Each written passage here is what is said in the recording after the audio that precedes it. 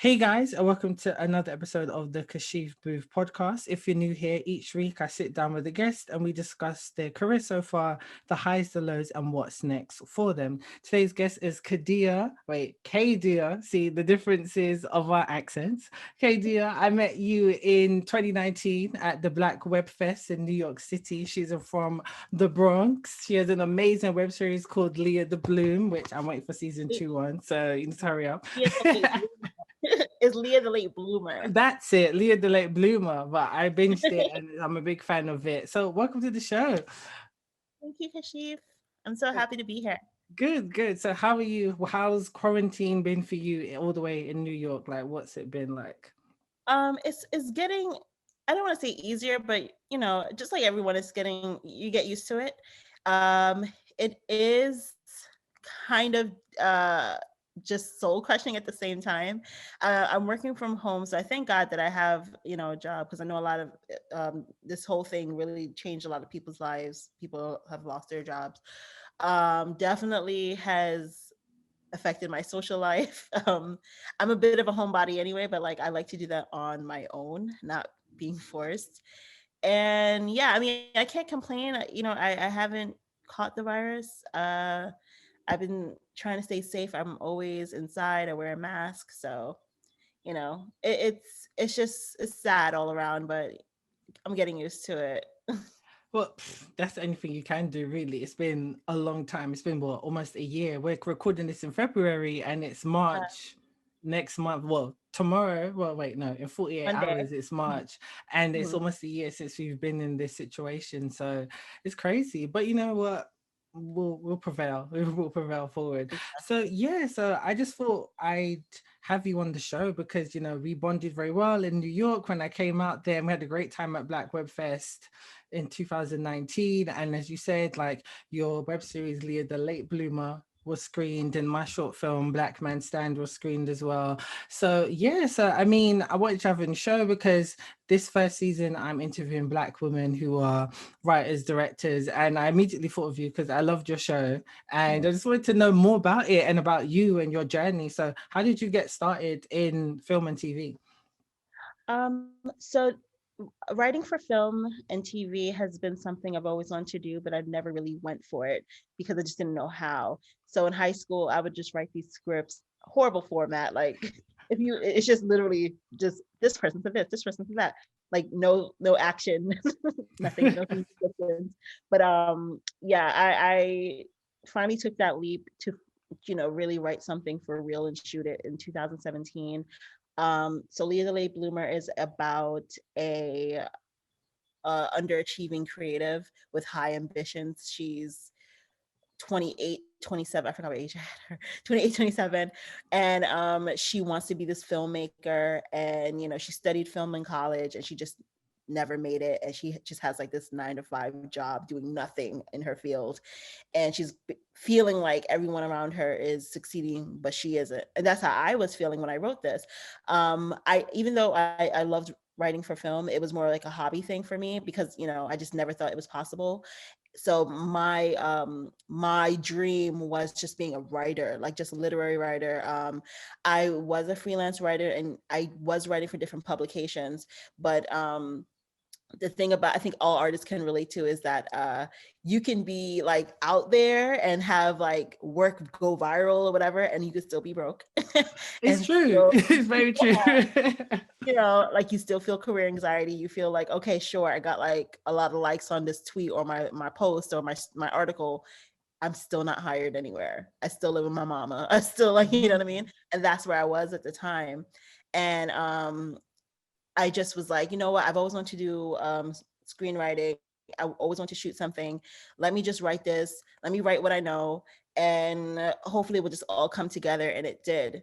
So that's really my long spiel on how I got started in this form of writing. No, that's really good. I love hearing everyone's journey. I've literally asked every single person that question because everyone's journey is different, especially within this game of film and TV, and especially how non-diverse it is. I mean, hey, we're wishing, Black people over here in the UK are wishing we had just a pinch of what you guys have in the States, but it's completely different. So, and I've noticed that a lot of people kind of put their passion to the side. And as soon as they started to focus on their passion, that's when their career started to blossom and bloom. So it's really good to hear. So what was your inspiration behind Lea the Late Bloomer? Like, how did you come up with the idea of Well, yeah, it's just like what I was going through at the time. I did feel like a late bloomer.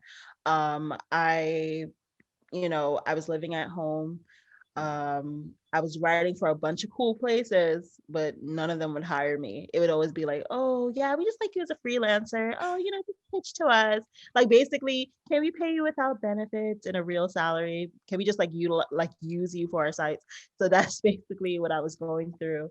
And then, just I just kept feeling like I'm so behind, like in all areas of my life. Like I wasn't in a serious relationship, so I didn't have this like grown up, I'll be getting married in 2 years and be a mom or something. Not that those things are bad or wrong. It's just like, you feel like there's so much pressure to have to adult in that way. Like, oh, where's your spouse? Where's your kids and your house and your picket fence and your high paying career and your establishment and being, and now I think I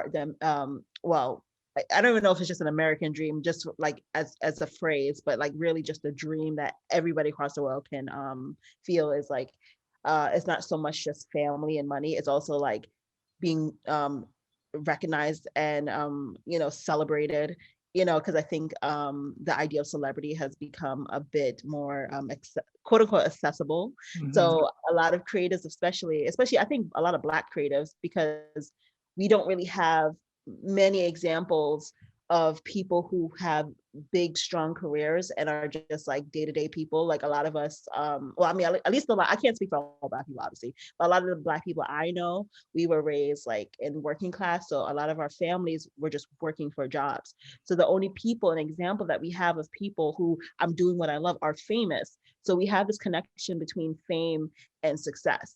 And there's a lot of pressure on that. So this is where I was, and this is where I am sometimes still. This is where I was when I wrote this. And I was just like, I feel so much pressure. I feel like a late bloomer. How can I just put this on paper and create something that really exposes all of my insecurities? Because I think all creatives, like you, I'm sure like that's the best way. It's like therapeutic for us. So like when we write about our insecurities, but put it in a way that, listen, if you feel the same way, can you connect? And I wrote Lea the Late Bloomer as a comedy because I just felt like we're already crying about this stuff. Let's just laugh about it. So I just took all my embarrassing moments, stories from my friends, and just kind of made it into something that we could all relate to and laugh at. No, it's true, because I remember when it was screened at Black Web Fest and it had such a positive reaction. It was hilarious because I remember the episode. It was the episode where I can't remember Leah's obviously her name there. Yeah. I remember her and an old school friend. She invited her to like a Black Girl Magic brunch, and I remember she just felt so unmotivated because everyone else was so successful. And then when she said that, oh, she's like an assistant, they was all trying to humor her, like, oh no, that's really good. And we've all kind of, as a creative, I feel like we've all been in that situation where you're like the unsuccessful person in the room, and it's like, how do you recover from that? How do you stay motivated to not feel put down by you're not where you are? And I think that's what was a great job you did at expressing that as well. And I remember also the story you told me of how you found your director. Now, if I remember, I found it hilarious. So can you share how you found your director? Yeah. So I found my director on Craigslist. He was not a murderer. That was awesome. But yeah, so finding my whole team was interesting because I did not have any ties in like film and TV. Like I didn't go to film school. I didn't have, connections, anything. So it's just like, okay, let me put out some feelers out on the social medias. And I got really desperate and I put it on Craigslist. And this is where I met Remy Fink, my amazing director. And he was like, hey, do you want to meet in Barnes and Nobles, which is Barnes and Nobles global? I don't know if you have that. No, it's not, but I know of the bookstore. Yeah, we've got one called Waterstones. That's our kind of huge bookstore over here. Yeah. So he's just like, okay, we meet at a bookstore. And I'm like, okay. And I'm like getting ready. I'm like, go in a bright light, wear something bright to make sure it's I told my whole all my friends, my family, I'm like, I'm going to meet a man from Craigslist. But it was wonderful. He was totally cool. And yeah, and then I met my other team just by going to like um communities like Black Film Space, which is a New York based like community for Black filmmakers and writers and producers. So just kind of like putting myself in places where I can meet like-minded individuals. That's how I built my team. No, that's really good because Remy's such a great guy. He's so talented. I've seen Yeah. on his Instagram, like he's just killing it as well. So that's really good. I remember when you told me that story and I was laughing. I was like, whoa, like you could find a murderer, like serial killer on your hands. But you know what? It was good. Sometimes you have to take the risk in it. Like, Yeah, I mean, because like my whole thing is like when I follow filmmakers on Twitter or Instagram, I slide in their DMs. I'm like, hey, let's meet, let's connect, let's do it. I want to network. That's how you network across, so you just have to do it. You take the risk, either you're gonna die or not. You kind of you kind of made sure that everyone knew, look, I'm about to meet this person in Barnes and Noble. So if you don't hear from me, that's where you start. Like it's just okay. It was fault. Yeah. Exactly. That's really cool. That's really cool. And you made a good point of when you were talking about of like coming from like a working class background, because I remember your family's from Jamaica as well, isn't it? Yeah. Mine is as well. And so in the UK, my grandparents came, and some of my aunts and uncles, they came to England during like the Windrush. So that was from 1948 to 1973.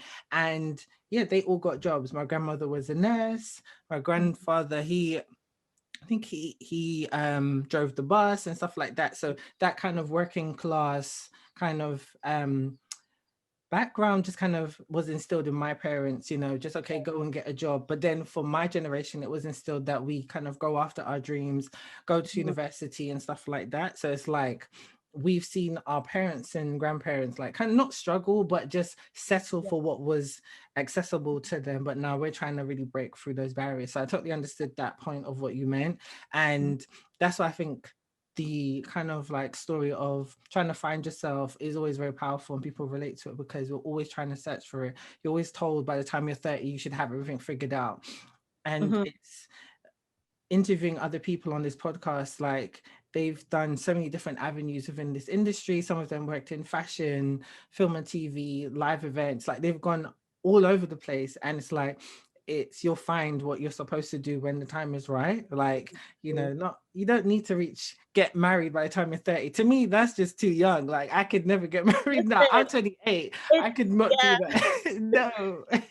I've been seeing people say stuff like, I can't believe some of you, Twitter wars, people like, I can't believe some of y'all are 30 and haven't had a kid. I'm like, I can't even imagine where I was in my 20s. I'm 32 now. Where I was in my 20s, I was nobody's mama. I could have never.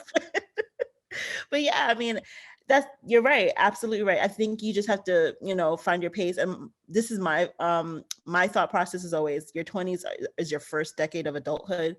To expect that you should have everything figured out in your first decade of adulthood, like you are literally a baby 10 years prior. You can't tell me that between the ages of 10 and 20, you should have figured out life when your parents were still like cooking you dinner. Like stop. Exactly. You can't even take care of yourself. Like when you get your own place and you got to pay bills, mortgage, rent, light bill, water bill, all that stuff. Like it's completely different. You have to, and even then when you start to do those things, there's so much more to learn about yourself. So I've learned this so far and I'm still learning it. We have to give ourselves grace and understand that we have to also, I think we base a lot of our life on what we see on television, what we hear, and what people project. So we have this idea like, oh my gosh, career paths are supposed to be linear. You're supposed to, step one, go to college. Step two, get your entry level job in that exact field, because you're supposed to know your whole life by 18, which is no, your life will change and you will take different paths. Some people in some industries are going to have a linear path that has nothing to do with your path. You just have to keep working at what you like to do, what you want to do, explore, and you will figure it out eventually. No, it's true. The road to success is not a straight line, or the road to your definition of what of success to you is not a straight line. You're going to go through loads of humps and twists and turns, and you may even go back and then go forward again. So it's completely different. So is there going to be a season 2 though of Lea The Late Bloomer? Is there going to be one? Because it kind of, I from what I remember, didn't end Yeah. on a cliffhanger. So like, I need part 2. Yeah, so the show first season ends with Leah turning down an opportunity that the whole time she was chasing after, and I have written a season 2. I was trying to shoot it last year, but But Miss Corona was like, "No, sis." So yeah, I am planning on shooting it. I hope to shoot it this year. I know a lot of people are shooting, so I'm inspired. I know Kashif, you've been out here just thank killing you. it, and I was, it's definitely an inspiration. So I definitely want to find a way to get season 2 to happen. So yeah, Good, I'm good. looking And how are forward you to it. funding it? How did you fund the first season, and how are you funding the second season? The first time it came out of my own pocket, and I definitely had no real structure. It wasn't like I was spending like $20,000. I didn't even have that, but like I was just basically my crew and team, my crew and my cast, they worked for free. They worked for a Metro card to take the train and the bus, and free lunch. And I'm so grateful for them. Good, But good. yeah, so all the money kind of just went to location and renting equipment. And it was a small budget. I really, I feel like I spent no more than 10 grand, if that. You know what I mean? It was pretty like 5 to 10, most likely, somewhere between those. But yeah, I funded it by myself. We did have a crowdfunding. We used Indiegogo for our post production, for editing, because that's the only place. Like, I mean, you can ask an actor and a crew member to do something, to volunteer their Hmm. time if they're passionate about what they're doing. But editors, that's so much work. You have to pay them. Yeah, yeah, Yeah. yeah, So yeah, yeah, yeah. yeah. Sound So design, grading, all that. Yeah, exactly. yeah. So we raised some money for that. We didn't meet our goal. So I mean, the money side of the project of Lea The Late Bloomer is definitely a learning experience. Definitely a lot of growing pains. And for second season, I want to have a proper fundraising.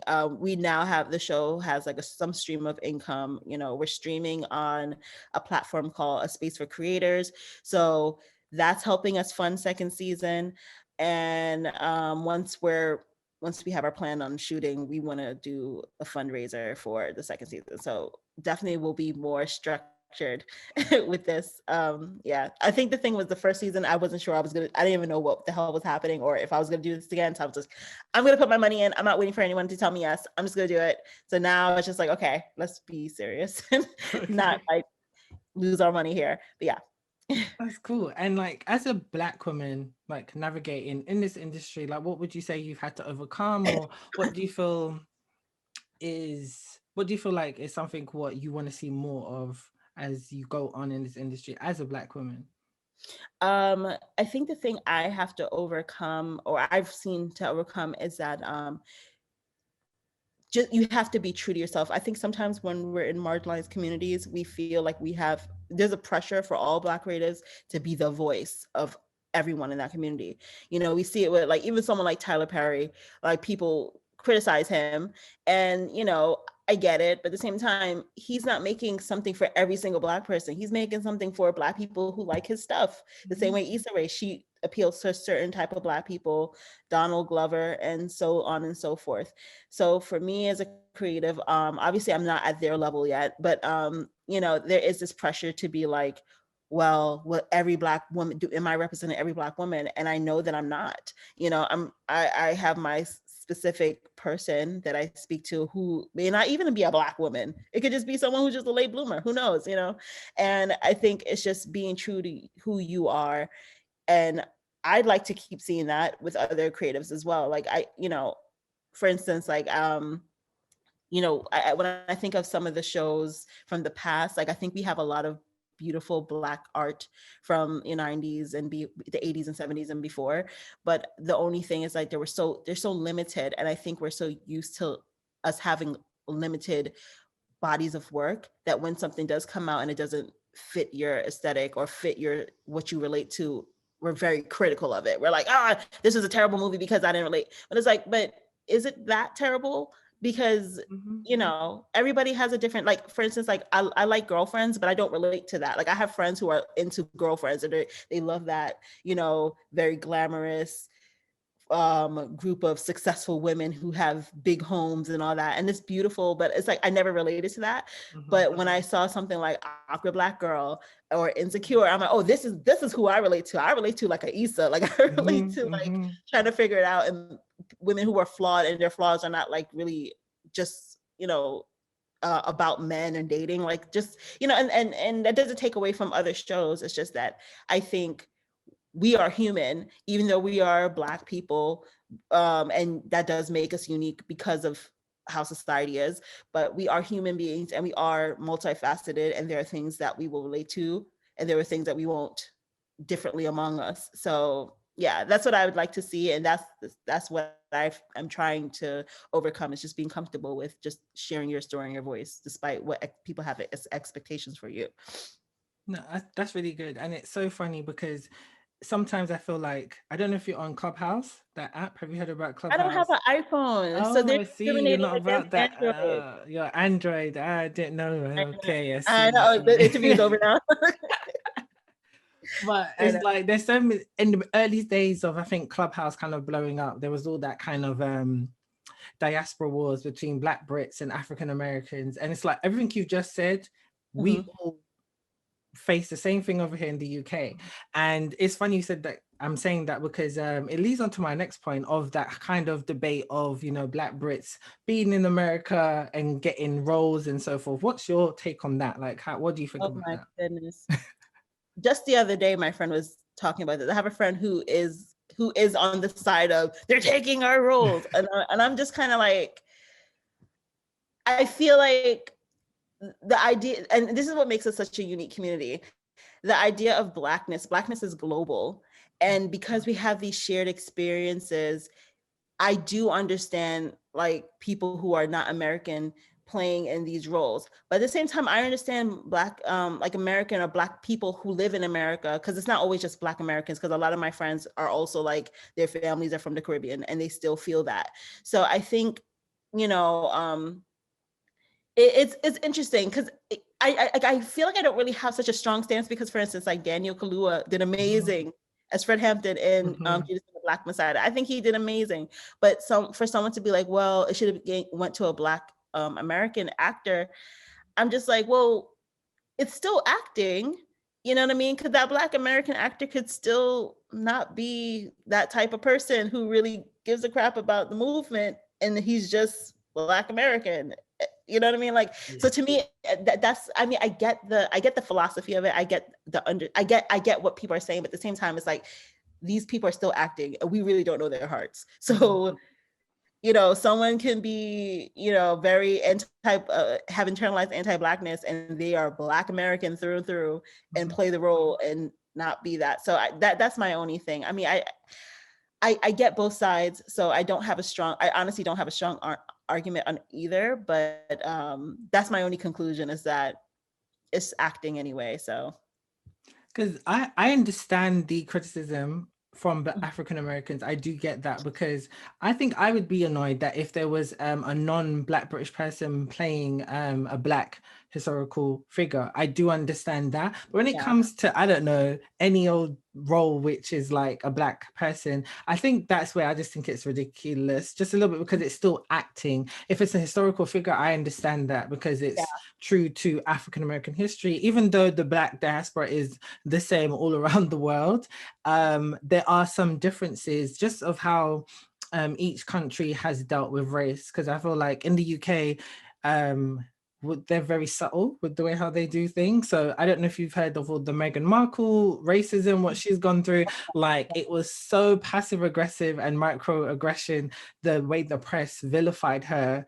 But if it was like in America, for example, you know, like how Trump supporters are just out loud and proud, the UK is not like that. It's like they act very politically correct. So that's like the differences of the racism we face. But at the same time, people still get attacked out of the street for being who they are. So I understand I understand both of it, but then I also throw in the like playing devil's advocate. I always throw in, but at the same time, there's African Americans who play British people, Caribbean people, African people. So it's like it's all acting at the end of the day. But I True. don't think anyone's, when they say taking their roles, I think the proportion of how many Black British actors who are getting roles compared to all of the Americans is the ratio is a big difference. I feel like, because yeah, there's only what 3% of us in the UK of Black people, and I think there's about 12% in the States. I think so. I don't know. I don't know percentage, but like, yeah, I feel like it's coming down to like who's getting the big roles, because Okay, right. yeah, you're right. Because you know, when I think of how many actors are in Hollywood, like Black British actors, it's really right now just Daniel Kaluuya, Idris, and Cynthia Erivo, Oh right? yeah, Cynthia Erivo, yeah, and she's of Nigerian descent, really. So she, Yeah, but it's like, but these three people are getting the big roles. I think that's what it comes down to. And then the guy from Snowfall, I forgot his name. Oh yeah, But Damson Idris, yeah. yeah. So I mean,